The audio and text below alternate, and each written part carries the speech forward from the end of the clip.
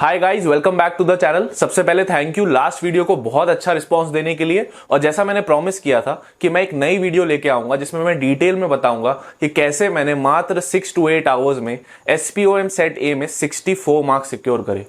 तो preparation strategy में एक इंपॉर्टेंट चीज ये है कि मैंने ICI के मॉड्यूल रेफर करे थे, ना कि किसी फैकल्टी की कॉम्पैक्ट बुक या फिर उनके लेक्चर्स। और इसी चीज को समझाने के लिए मैंने ये वीडियो बनाया है।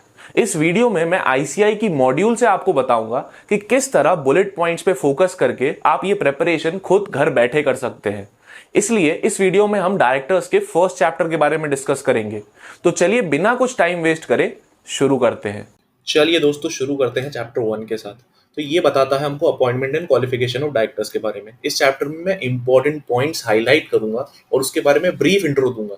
तो ज्यादा डिटेल वाला एक्सप्लेनेशन इधर चाहिए नहीं, क्योंकि MCQ में आंसर हमारी आंखों के सामने ही होता है।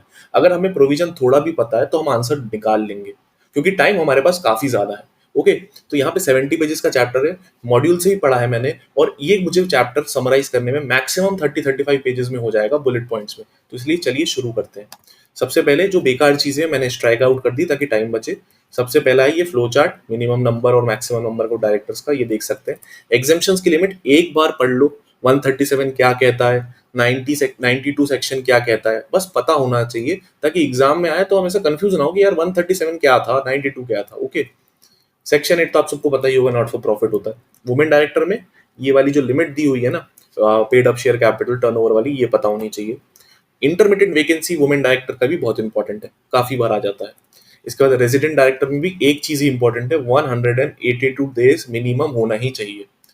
बात करते हैं इंडिपेंडेंट डायरेक्टर के बारे में। ये एक अलग स्ट्रैटेजी है, इसको कैसे पढ़ना है मैंने वीडियो में आगे डिटेल में बताया, तो वीडियो को पूरा देखना, ठीक है। ये interested, non executive, self explanatory है, टाइम वेस्ट नहीं करेंगे अपन। आगे चलते हैं अपॉइंटमेंट ऑफ डायरेक्टर। तो वो आपको पता है कि डायरेक्टर्स के जो नाम होते हैं फर्स्ट, वो तो आपके आर्टिकल्स में होने चाहिए, नहीं है तो फिर वो जो सब्सक्राइबर्स होते हैं ना, वो मान लिए जाते हैं डीन। और इसके बाद उनकी जो लास्ट टर्म है वो कब तक होती है, तो AGM तक होती है। सब्सिक्वेंट कैसे होते हैं, तो भाई डायरेक्टर्स तो जनरल मीटिंग में ही अपॉइंट किए जाते हैं। इसके बाद क्या बोले गए हैं कि इसके बाद बोला गया है कि डिन का जो है एप्लीकेबिलिटी, तो ये कुछ चीजें प्रोसीजरल है। तो प्रोसीजरल में भी हमें ध्यान रखना है, क्या याद रखना है क्या नहीं याद रखना है। जैसे कि यहाँ बताया गया है डिक्लेरेशन, तो ये जरूरत नहीं है याद करने की। कंसेंट, कंसेंट में DIR2 मैक्सिमम और रेयर चांस है कि DIR2 पूछा जाएगा। वैसे भी ये सब चीजें कम ही होती हैं एग्जाम में पूछने लायक, क्योंकि एग्जाम जो है वो केस स्टडी बेस्ड आता है ना। तो ये DIR12 जो है, तो मैंने फिर भी पॉइंट्स बनाए कि company to ROC DIR12, director to company DIR2। इसके बाद एक्सेप्शन जो है वो क्या है कि जब आप लैंड बॉर्डर शेयर करते हो ना, तो फिर वो एक एक्सेप्शन है जिसमें मिनिस्ट्री ऑफ होम अफेयर्स का क्लियरेंस लगता है। Explanatory statement not so relevant. Exemption वही चीजें सेम आएंगी, ठीक है। इस पे ज्यादा लोड मत लेना, टाइम वेस्ट मत करना। आगे चलते हैं, रिटायरमेंट बाय रोटेशन। अब रोटेशन में या तो एक ऑप्शन है कि ये सब पढ़ लो, ठीक है, ये पूरा पूरा पूरा पूरा पढ़ो, या फिर ये सीधे जो एग्जांपल दिया है ना खतखता वाला, ये कर लो। ये करके आपको पता चल जाएगा कि ये पूरा चीजें क्या कहना चाह रहा है। और एग्जाम ही तो देना है 3 घंटे का, आंसर सामने है, बेसिक चीजें पता होंगी ना तो आपको आंसर मिल ही जाएगा। क्योंकि आपको यहाँ पे 100% एक्यूरेसी एक्सपेक्टेड नहीं है, आपको पासिंग मार्क्स 50 हैं, और तो और साथ में नेगेटिव मार्किंग भी नहीं है। तो इसलिए थोड़ा सा लक फैक्टर पर राइड करो, कम टाइम में ज्यादा मार्क्स स्कोर करो, ठीक है। ये एग्जाम्पल करो, बात खत्म। इसके बाद आगे चलते हैं। तो ये बेसिक चीज है, जो सबसे पहले आया है वो लास्ट, वो फटाफट रिटायर होगा। वैकेंसी होगी तो वो भी बताया गया है ना कि रिटायरिंग फिर से अपॉइंट किया जा सकता है। और इसके बाद बोला गया है कि कोरम बढ़ रहा है तो फिर वो जरूरत नहीं है अपॉइंट करने की, ये भी ठीक है। सब बेसिक बेसिक जो इंपॉर्टेंट पॉइंट है मैंने हाईलाइट किया। अगर आपको लग रहा है कि ये नोट्स बहुत इंपॉर्टेंट है आपके लिए, मुझे बोलना, कमेंट कर देना, मैं ये भी शेयर कर दूंगा, वो भी इशू नहीं है, ठीक है।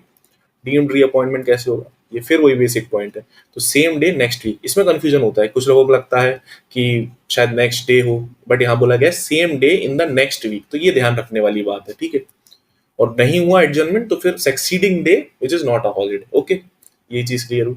अब कब नहीं होगा रीअपॉइंटमेंट, तो यहाँ बताया गया है साहब, रेजोल्यूशन अनविलिंग से, इस पे टाइम नहीं डालना। क्या ही पूछेगा इसमें कोई, है ना, कि रेजोल्यूशन पास हो गया, आप कर सकते कि नहीं कर सकते। ये तो आप वैसे भी लेमैन भी आंसर करेगा इस चीज को, तो इसलिए इस पे ध्यान मत दो। साथ में इसके बाद एग्जाम्पशंस, एग्जाम्पशंस वही सेम चीज है, इसलिए लोड मत लो, ठीक है। आगे चलते हैं। अब ये वो प्रोसीजरल सेक्शन आ जाएंगे ना, डिन वाले। तो ये डिन होना चाहिए। ये वाला जो पॉइंट है ना, कि एक एग्जांपल यहाँ पे दिया गया है, ये वाला डीपिन वाला, ये अच्छा है कि भाई इसका एक डिन था तो क्या वो LLP के लिए यूज कर सकता है। काफी अच्छा है, ये देख सकते हैं। फिर ये रेलेवेंट पार्ट स्ट्राइक थ्रू किया है। एप्लीकेशन किस में देनी है, DIR 3 में, ये तो पता होना ही चाहिए है ना, अपन CA बन रहे हैं इतना तो पता है। इसके साथ INC 32 में अपन अगर डिन नहीं है तो कैसे अप्लाई करना है वो भी बताया, तो मैक्सिमम 3 डायरेक्ट, ये इंपॉर्टेंट पॉइंट है। अब DSC तो लगता ही है, अगर आपने कभी भी आर्टिकलशिप में थोड़ा बहुत भी MCA का काम किया तो आपको पता होगा इस बारे में। इसके साथ अलॉटमेंट ऑफ डिन 1 महीना रहता है, ठीक है। और साथ में वही लैंड बॉर्डर शेयर करते हो, तो लैंड बॉर्डर शेयर किया तो होम अफेयर्स की जो क्लियरेंस है वो लगता ही लगता है, ये आपको पता होना चाहिए। इसके बाद हम आगे चलते हैं, तो कुछ रेक्टिफिकेशन है तो 15 दिन का टाइम होता है, ठीक है। ये एक एक्स्ट्रा पॉइंट है कि फीस भरी है, रिफंड विफंड नहीं होगी, ज्यादा रेलेवेंट नहीं है। आगे हम चलते हैं तो लाइफ टाइम वैलिड होता है दिन। ये सारी चीजें इस फ्लो चार्ट में समराइज्ड वे में दी है, चाहो तो इस पे भी पढ़ सकते हो, बाकी मैंने तो हाईलाइट करके दिया ही है। और अगर आपको चाहिए होगा तो आप बता देना, मैं भेज दूंगा, ये टेलीग्राम पे शेयर कर दूंगा या कहीं भी ड्राइव में डाल दूंगा। इसके बाद एक से ज्यादा दिन नहीं ले सकते, अब ये तो सबको पता है। इसके बाद डायरेक्टर को बताना पड़ेगा दिन के बारे में, तो 1 मंथ में बताना होता है। फिर कंपनी को भी बताना रहता है, ROC को, वो 15C, तो मैंने साइड में लिख दिया DIR 3C। अगर बहुत ज्यादा याद करना है तो कर लेना, वरना जाने दो।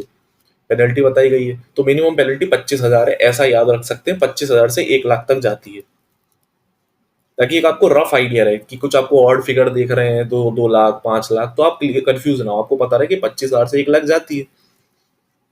इसके बाद हम बात करते हैं ये फर्दर पेनल्टी के बारे में। 500 रुपये पर डे की लगती है सब्सिक्वेंट, ठीक है, यहाँ पे बताया गया है। तो जब आप 152, 155, 156 का ये करते हो, तो मैंने यहाँ लिख दिया है कि क्या होता है, ताकि आप फिर कंफ्यूज ना हो कि भाई ये किसकी पेनल्टी है। तो अपॉइंटमेंट प्रोहिबिशन है ना, डायरेक्टर डिन नहीं बताया, तो उसमें फिर ये वाली पेनल्टी लगती है।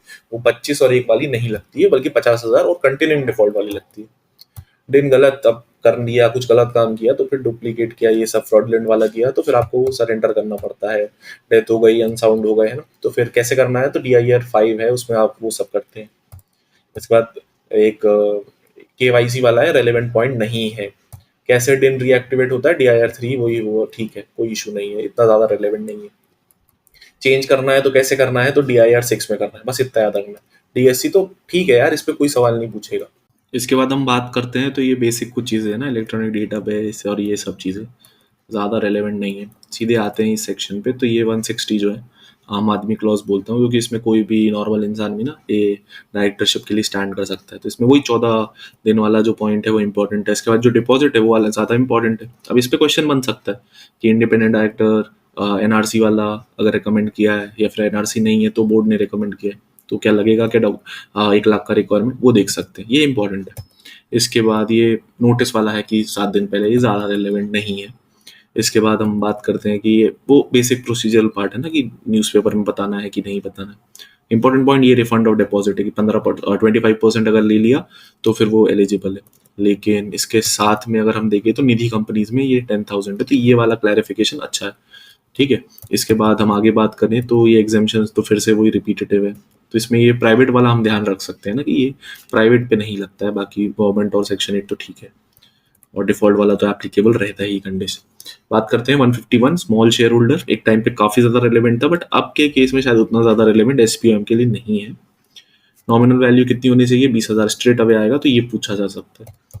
इसके बाद क्या 1,000, ये वाला क्वेश्चन एक्चुअली मेरे एग्जाम में आया था, तो ये भी देख सकते हो कि 1,000 या 1/10 of the total of such number. 14 days तो सेम ही है, ठीक है। अगर इसके बाद वो डेन वेन होना चाहिए, है ना, डिस्क्वालीफाइड नहीं होना चाहिए, ये सब रेलेवेंट नहीं है। और ये इसके बाद रोटेशन नहीं के लिए नहीं होता है, ये है ना, लाइबल नहीं होता है। टर्म जो है 3 साल की ही रहती है, ये सब चीज़ें।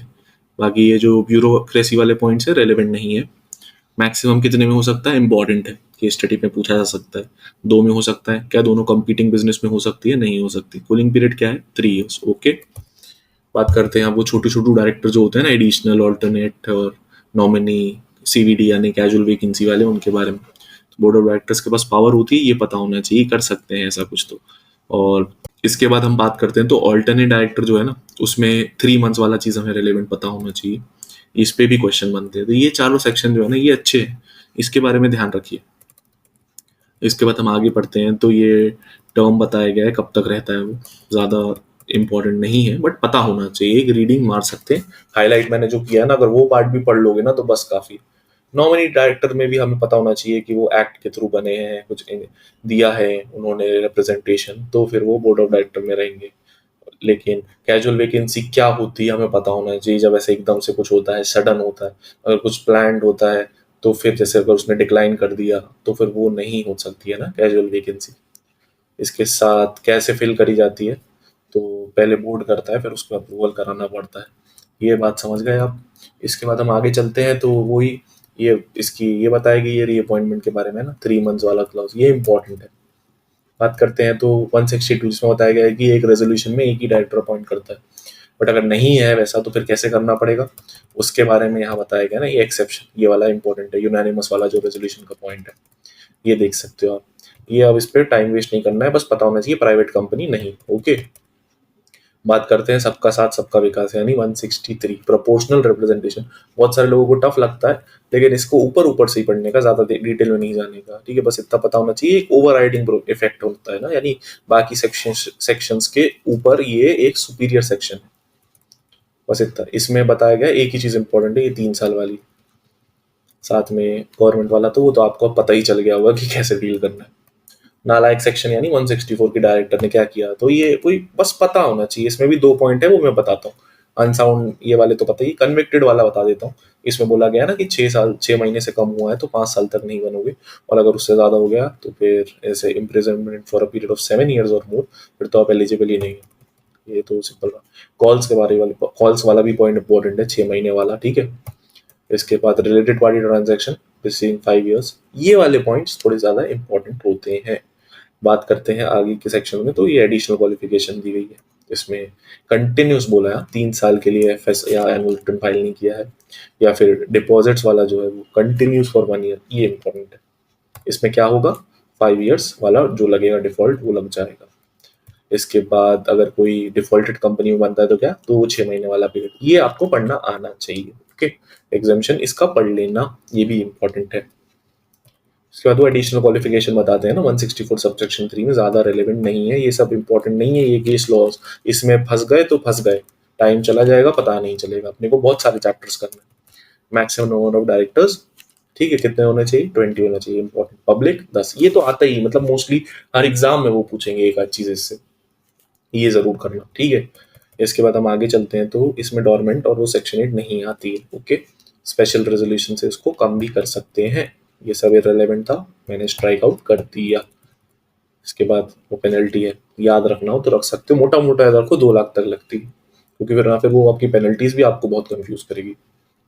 लिस्टेड कंपनीज इंडिपेंडेंट डायरेक्टर्स के बारे में बहुत डिटेल में बात करिए, तो आपको क्या पता होना चाहिए, आपको पता होना चाहिए कि जो पब्लिक कंपनीज है वो एक 1/3 होने चाहिए, है ना, और जो भी 1/3 का मिनिमम बोला है तो वो अपर राउंड ऑफ मार देंगे, और जो अदर है उनके लिए कम से कम 2 होना चाहिए। क्या लिमिट है, ये है 10, 100, 50, ये हमें पता होना चाहिए। 3 साल के लिए रहता है, किस पे नहीं लगेगा, जेवी और ये।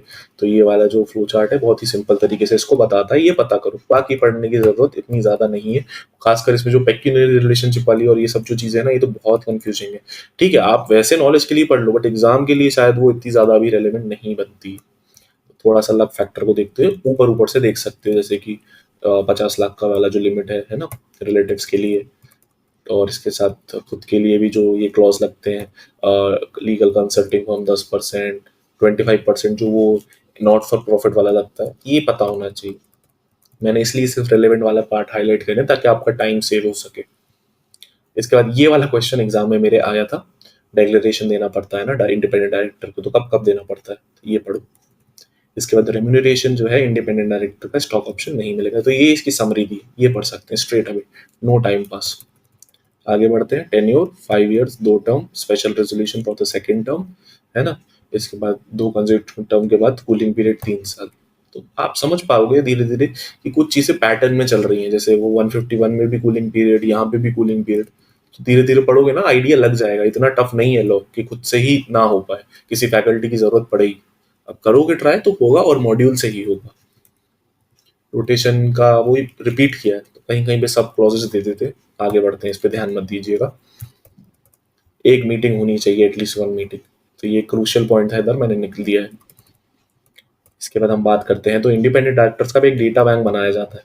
क्या होता है उसमें, वो सब छोड़िए, आप तो सीधे बात करिए यहाँ नीचे, कि उसके पास ऑप्शन होते हैं कि उसको एक एग्ज़ाम देना पड़ता है। तो वो कब देना पड़ता है, तो उसको 30 डेज़ ऑफ एक्सपायरी से पहले उतना पहले तो रिन्यू कराना पड़ेगा, एक डिक्लेरेशन देगा। और ये वाला जो एग्ज़ाम है ना यहाँ 2 years from the date of inclusion, तो डेटा बैंक में आ गए उसके 2 साल में एग्ज़ाम। अब वो कुछ लोगों को नहीं देना पड़ता है, बड़े लोगों को नहीं देना पड़ता है। किनको नहीं देना पड़ता है, ये कंडीशन इसके लिए एक बार रीड ज़रूर करिएगा। इसमें भी पे स्केल वाली बात करिए, ये भी रीड, एक ओवरऑल रीडिंग मारेंगे ना समझ में आ जाएगा। रेस्टोर कैसे करना है वो बताया गया है। यहाँ पे इम्पोर्टेंट चीज़ ये गई है कि यहाँ पे कौन हैंडल करता है, तो ये आई का माने सर है ना, ये हैंडल करते हैं। ड्यू डिलिजेंस तो कंपनी की जिम्मेदारी है, मतलब ये इंपॉर्टेंट पॉइंट है कि कंपनी ही जिम्मेदार है उस सब चीज़ों के लिए। ऐसा नहीं कि वहाँ से लिया है तो आई जहाँ से लिया है वो ही रिस्पॉन्सिबल हो जाएगा, भाई कंपनी का काम है तो कंपनी रिस्पॉन्सिबल होगी। ड्यूटीज ऑफ डायरेक्टर्स बिल्कुल रेलेवेंट नहीं है ना, बहुत बेसिक बेसिक ब्यूरोक्रेसी वाली चीज़ें दी गई हैं। और वही अब लिमिट्स देखो, आप ये पेनल्टी याद करना चाहो तो कर सकते हो, बहुत ज़्यादा टाइम है तो, बाकी ठीक है, थोड़ा सा लीप ऑफ फेथ ले लो। बोर्ड मीटिंग का ये इंपॉर्टेंट पॉइंट है, 120 डेज वाला, ये पढ़ सकते हैं। इसके बाद हम नीचे आएंगे तो वेकेशन हो गया है ना, डायरेक्टर जा रहा है, तो वही 160 वाले जो क्लॉजेस पड़े वो ये सब चीज़ इसमें इंपॉर्टेंट, ये कोर्ट वाला है, ये वाला आप देख सकते हैं। आगे चलते हैं तो इसके बाद यहाँ ये वाला पॉइंट जो था ना, ये इसमें कोर्ट वाले में कि अगर वो बेल या पिटीशन डाल देते हैं तो क्या, तो ये वाला देखो, ये ज़रूरी है। इसके बाद पनिशमेंट तो सेम जैसा मैंने बोला आपको बता चुका हूँ। रिजाइन करता है डायरेक्टर तब क्या, तो यहाँ बताया गया है DIR 11, ये वाला इंपॉर्टेंट है कि अगर फॉरेन डायरेक्टर है तो वो किसी को ऑथराइज कर सकता है, तो किसको ऑथराइज कर सकता है। ओके, फिर ये रेलेवेंट चीज़ थी मैंने बता दी। डायरेक्टर की रिजिग्नेशन की इफेक्टिव डेट क्या होगी, बस ये देख लेना। डायरेक्टर को अगर रिमूव किया जाता है तो शेयर होल्डर करते हैं, ट्रिब्यूनल करता है, तब क्या होता है, तो ऑर्डिनरी रेजोल्यूशन से कर सकते हैं, स्पेशल से भी कर सकते हैं, तो एक नोटिस देना पड़ता है, उसके 1% और 5 लाख, ठीक है, और 3 मंथ से 14 डेज, ऊपर ऊपर से पता हो, ज़्यादा प्रेशर मत लेना, देखो ये कम है इसकी चांस है ना आने की। इसके बाद नया डायरेक्टर जितना पीरियड बचता है ना उसके लिए आता है। फिर यहाँ पे कॉम्पनसेशन के बारे में बताया गया कि ये किसको मिलेगा किसको नहीं मिलेगा, तो ये एक इम्पोर्टेंट चीज़ है। चलिए आगे बढ़ते हैं तो ये थोड़े से ब्यूरोक्रेसी वाले थे तो मैंने स्किप मारे इसको। मेंबर्स इंस्पेक्ट कर सकते हैं, फ्री ऑफ कॉस्ट रहता है, बिजनेस आवर्स में रहता है, 30 डेज रहता है, कॉपीज भी ले सकते हैं ना, AGM में वो इंस्पेक्शन का भी ओपन रहता है, चीज़ें सिंपल सी बात है। 172 पे आ गए, देखिए हम 58 ऑलमोस्ट चैप्टर खत्म होने पे आ गया। तो यहाँ पे बताया गया कि जब कोई स्पेसिफिक पेनल्टी नहीं है ना तब ये वाली पेनल्टी लगती है, तो ये तो याद रखो ही कि अगर देखो अगर कोई पेनल्टी उसने पूछ भी ली और तुमको कुछ समझ नहीं आ रहा फिर तो ये तो तुक्का मार ही देना, तो ये वाली जरूर याद रखना। इसके साथ ही आपका चैप्टर ओवर होता है। आई होप आपको वीडियो पसंद आए। सो गाइज ये था एक छोटा सा रिवीजन डायरेक्टर्स चैप्टर 1 के बारे में, जिसमें मैंने आपको बताया कि किस तरह डायरेक्टर्स को हम मॉड्यूल के थ्रू प्रिपेयर कर सकते हैं। अगर आप चाहते हैं कि आपको ये नोट्स चाहिए या फिर ऐसी और रिवीजन वीडियोस चाहिए तो चैनल को सब्सक्राइब तो करो ही, साथ में कॉमेंट बॉक्स में बताओ कि वीडियो में क्या पसंद आया और क्या और बेहतर हो सकता है। मिलते हैं अगली वीडियो में।